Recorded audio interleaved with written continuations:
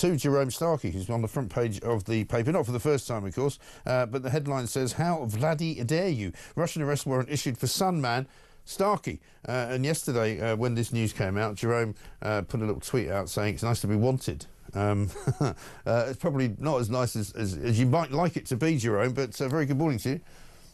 Good morning, Mike. Thanks for having me on. Not at all. This is a court order, isn't it, that's been issued because of the coverage that you have done in Ukraine, putting your life in the hands of some very reliable people in the Ukraine side of the battle, but also putting your life on the line for the paper and for everybody else. Tell us what's going on.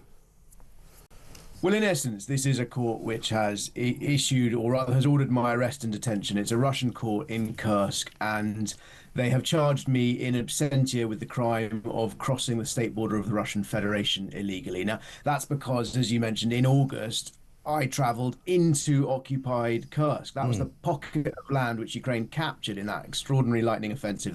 They seized Russian soil for the first time in the conflict. Indeed, you know, the first time Russia had sort of ceded sovereign soil like that since the end of the Second World War. So it was a huge blow to Russia and a really important opportunity for journalists like us to try and report on what was happening. It was really hard to get there, understandably.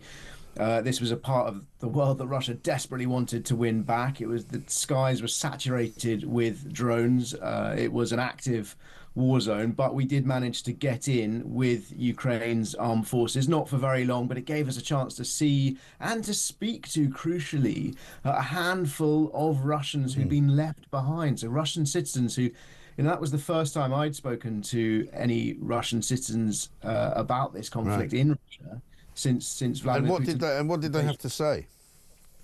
Well, the thing that really struck me was how indifferent they'd been to this conflict. That was, you know, the people I spoke to lived just a few miles from the Ukrainian frontier. This war had been raging right next door to them for 2.5 years at the time that I spoke to them, and yet their lives, in many ways understandably, but also in many ways utterly shockingly, had just carried on as normal whilst this slaughter was waged in their name.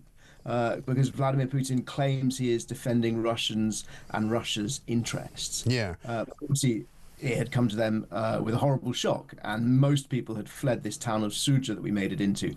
But as I said, there were a handful who'd been left behind. Yeah, and so how will this affect you? Well, I mean, knowing you as I do, I imagine you probably won't affect you at all. You'll just continue to do what you've always done.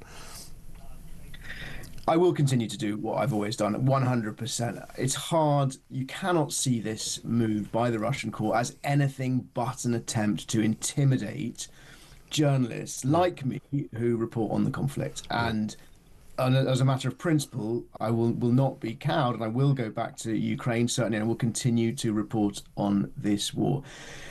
It's a real indictment, I think, ultimately, of the Russian system. It's a sham justice system where, you know, the Russian law has been totally undermined by decades of political judgments. We saw it last year with my colleague Evan Gershkovich, who spent well over a year, 15 or 16 months in prison on totally trumped up spying charges. Again, just another Russian attempt to silence and intimidate journalists who are doing their job, shedding light on difficult subjects and subjects which Vladimir Putin would rather the world didn't hear about. Yeah, absolutely right. Well, we wish you well, Jerome. We look forward to your next report from the war zone, and thank you very much indeed for all the stuff you do, and we'll see you soon. Jerome Starkey, the defence editor of The Sun, who's now wanted, effectively, by the Russian Federation for crimes against the truth. They don't like the truth much in Russia.